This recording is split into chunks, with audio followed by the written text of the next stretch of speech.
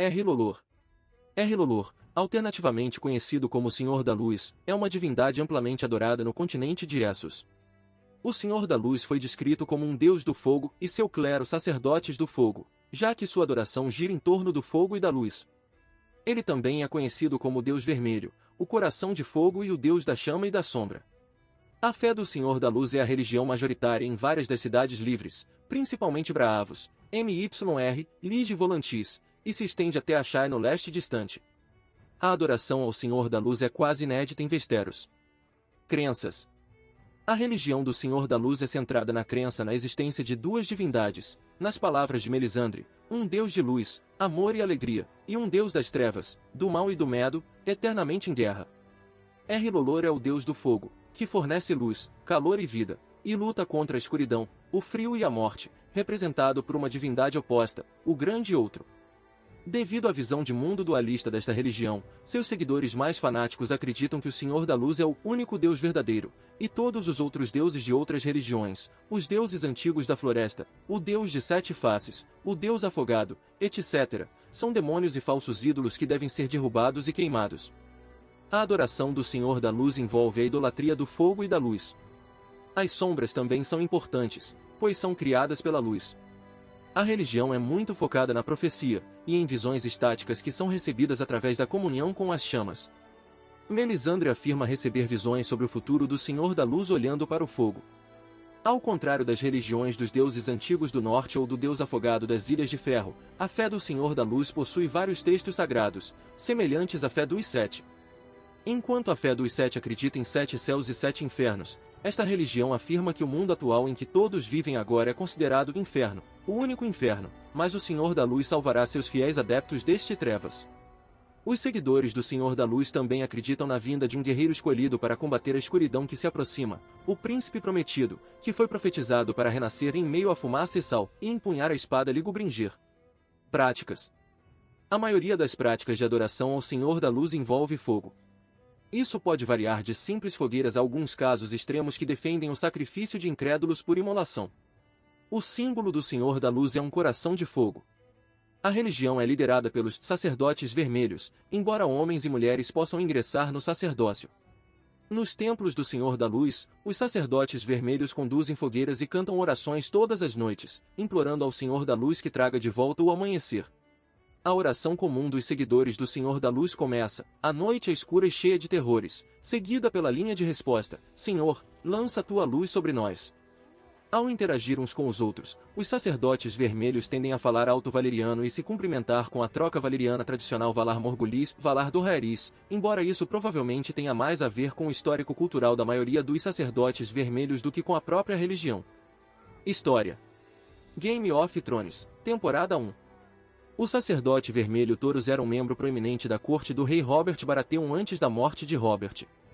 Guerra dos Tronos, segunda temporada.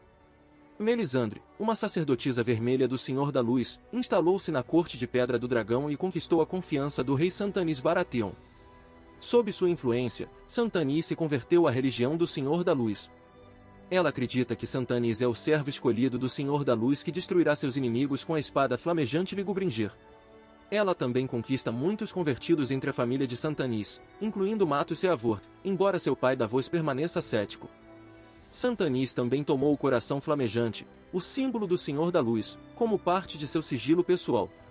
Em uma cerimônia na praia sob o castelo, Melisandre queima artefatos religiosos sagrados da fé dos sete, estátuas de ícones representando o Deus de sete faces, apesar das objeções de Maestre Crescem. Mais tarde, ele tenta envenenar Melisandre contaminando sua própria taça de vinho com o estrangulador e compartilhando-a com ela. Enquanto ele está morrendo, Melisandre revela que não foi afetada pelo veneno devido à proteção do Senhor da Luz. Melisandre mais tarde seduz Santanis, prometendo dar-lhe um filho. Ela fica grávida, mas não com uma criança humana.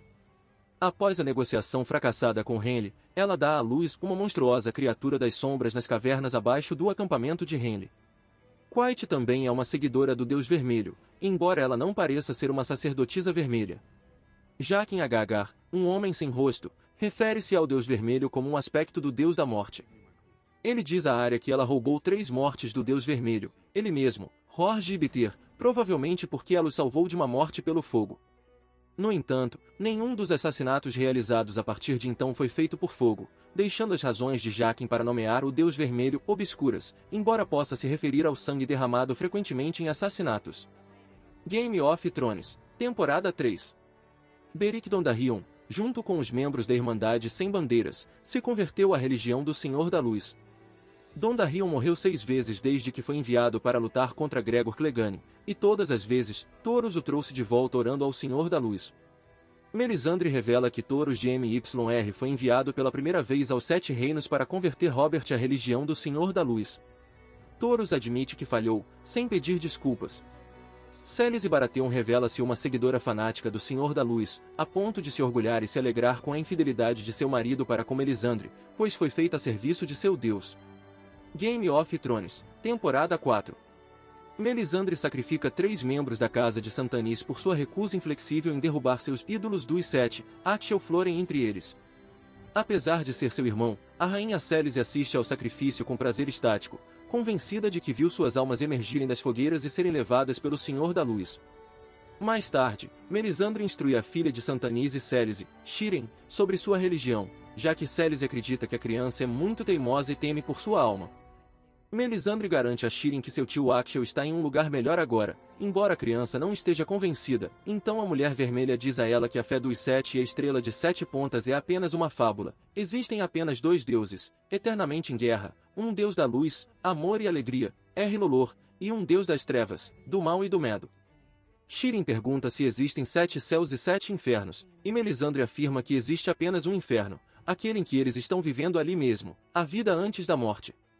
Game of Thrones, Temporada 5. Melisandre sacrifica o Shireen ao Senhor da Luz. Ela acredita que sacrificar a vida de Shireen, que contém o poder do sangue de um rei, concederá a eles o favor do Senhor da Luz, que em troca os ajudará em seus momentos de necessidade, levantando a nevasca.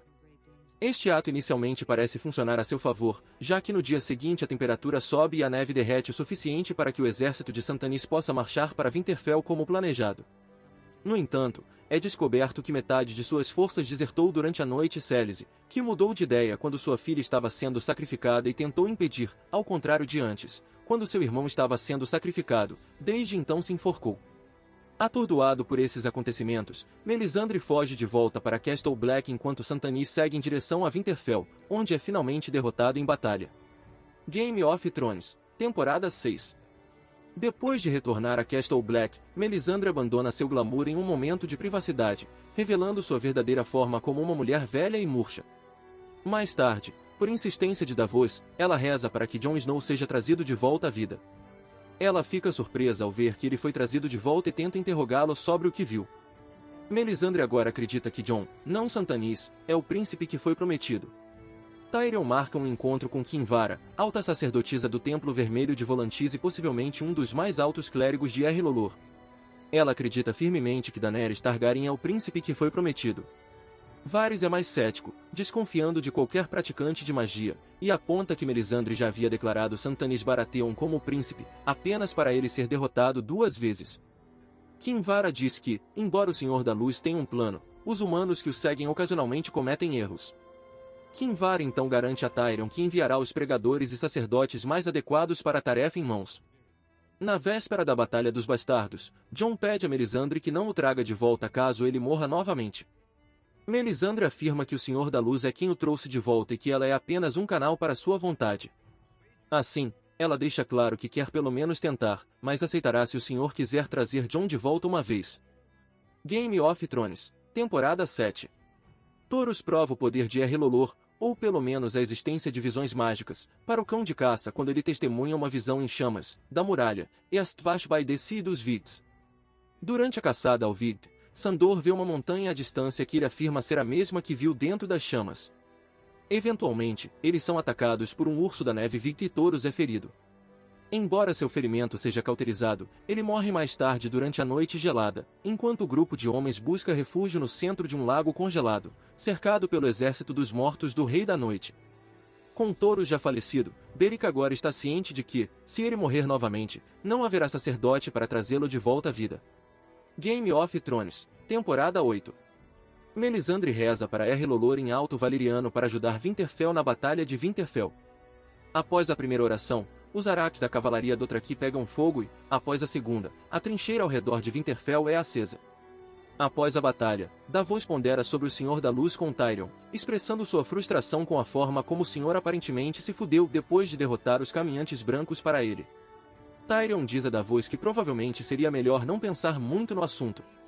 Por trás das cenas, há alguma confusão entre Er-Lolor e o Deus da Morte, um deus adorado pelos homens sem rosto e Cyril Forel. Isso decorre de um diálogo falado por Jaqen H'ghar, tanto nos livros quanto no programa de televisão, no qual ele se refere ao deus que ele adora, presumivelmente o Deus da Morte, já que ele é um homem sem rosto, como o Deus Vermelho, isto é, Er-Lolor. Mais tarde, apenas no show, as palavras Valar Morghulis e Valar Dohaeris, que nos livros são usadas por homens sem rosto, são usadas uma vez entre os adoradores de Er-Lolor. Embora essa confusão ainda não tenha sido esclarecida, uma explicação provável reside no fato de que o Deus da Morte de muitas faces é uma religião sincrética, que sustenta que todo deus ou conjunto de deuses é apenas outra faceta do Deus da Morte. Apropriadamente para esta interpretação, uma estátua de um coração de fogo pode ser vista entre as outras estátuas no santuário principal da Casa do Preto e Branco, que reconhecidamente não foi vista até muito mais tarde na série. O nome Er-Lolor foi usado pela primeira vez na série de TV no episódio Decline da terceira temporada, em uma troca entre Melisandre e touros de MYR em Alto Valeriano. No entanto, o nome foi escrito incorretamente nas legendas em inglês como Er-Lolor. Como esta foi a primeira vez no show que o nome próprio Er-Lolor foi dado, a impressão foi criada de que esta era a versão apropriada do Alto Valeriano, ou que a grafia havia sido alterada para a série. O criador da linguagem David J. Peterson explicou no Twitter que isso foi simplesmente um erro de digitação. Peterson também explicou em seu blog que Er-Lolor é uma palavra da língua de Ashai, distante no leste de Essos, onde a religião se originou. Logicamente, as pessoas que falam Alto Valeriano confundiriam a pronúncia de uma palavra estrangeira, razão pela qual Thoros a pronuncia como Rulório, o que pode explicar o erro. No entanto, Peterson deixou claro que o nome estava escrito corretamente na tradução original que ele entregou, e o erro de digitação foi cometido em algum momento posterior do processo de produção. O lançamento em Blu-ray da terceira temporada corrigiu esse erro de digitação. Nos livros, nos romances As Crônicas de Gelo e Fogo, a religião do Senhor da Luz tem uma forte crença dualista, focada na luta entre o Senhor da Luz, o único Deus verdadeiro, e a divindade maligna conhecida como o Grande Outro. O Senhor da Luz é o Deus do Fogo, que fornece luz, calor e vida. Seu símbolo é um coração rodeado de fogo. O Grande Outro, seu inimigo eterno, representa a escuridão, o frio, o gelo e a morte. Er-Lolor é uma divindade popular em todo o continente de Essos, adorado extensivamente em várias das cidades livres. Dizem que o Templo do Senhor da Luz em Volantis é 3 vezes maior que o Grande Septo de Baelor em Porto Real. Existem muitas religiões diferentes em Essos, mas poucas são muito difundidas, com cada nação ou cidade tipicamente possuindo numerosas religiões locais, ao contrário da fé dos 7 em Westeros. No entanto, a religião do Senhor da Luz é provavelmente a religião mais difundida em Essos, abrangendo desde as cidades livres no oeste até Ashai no leste distante. Não é a religião majoritária em todas as cidades, ou seja, é uma pequena minoria em Braavos, mas ainda está presente lá. No entanto, está em pluralidade em muitas regiões, e nas cidades livres do sul, como MYR, Lide Volantis, é certamente a religião majoritária. Quando Jorah Mormont passa por Volantis, um personagem conhecido como a Viúva da Orla diz a ele que Er-Lolor tem mais seguidores na cidade do que os seguidores de todas as outras religiões juntas. Até agora nos livros, não está claro se a religião do Senhor da Luz é controlada por uma organização universal em todo o mundo, da mesma forma que a fé dos 7 é administrada pela hierarquia dos mais devotos e do Alto Septão, embora há um sumo sacerdote chamado Benerro no templo em Volantis. Existem líderes claros dos templos do Senhor da Luz para cada cidade livre, como Volantis, mas a relação entre os templos em Volantis, Lije ou Ashai é incerta. Não foi declarada a existência de diferentes denominações, mas se Melisandre for uma indicação, os adeptos em Ashai são muito mais rígidos do que os fiéis nas cidades livres. Melisandre frequentemente defende o sacrifício humano por meio da imolação, mas as pessoas das cidades livres, como touros de MYR, defendem uma versão mais amável e gentil, enfatizando que o Senhor da Luz é um Deus amoroso. Os membros da corte de Santanis, que se converteram à fé de Er-Lolor, são conhecidos como os Vômens da Rainha, aludindo ao fato de que Célise foi uma das primeiras em Pedra do Dragão a se converter e é uma defensora vocal de Melisandre e de seu Deus, sem dúvida mais do que o próprio Santanis. Em contraste, Davos e outros membros da corte de Santanis que também apoiam sua causa, mas mantiveram a fé dos Sete, são conhecidos como os Homens do Rei.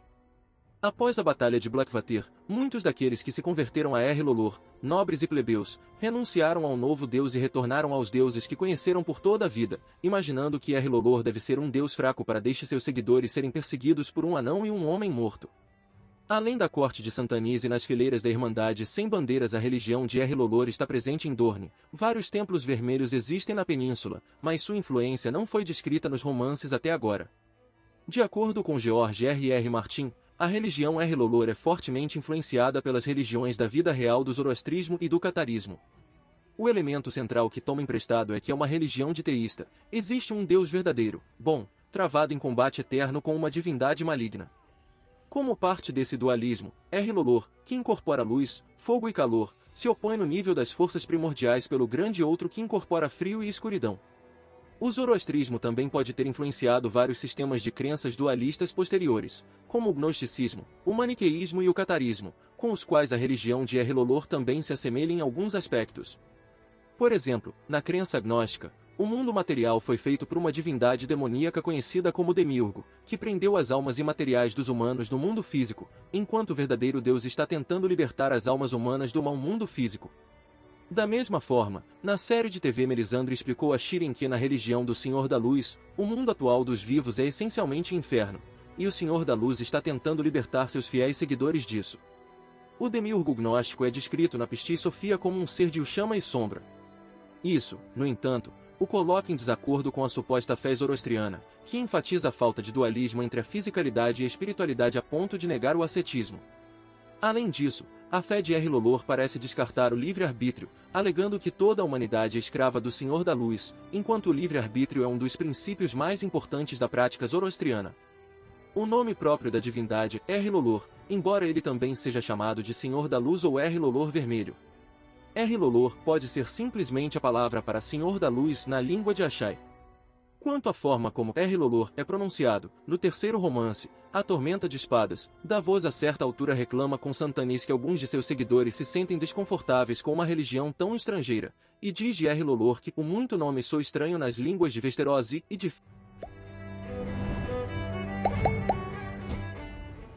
Se você gostou do conteúdo, não se esqueça de dar like e se inscrever no canal. Eu fico aqui, até a próxima!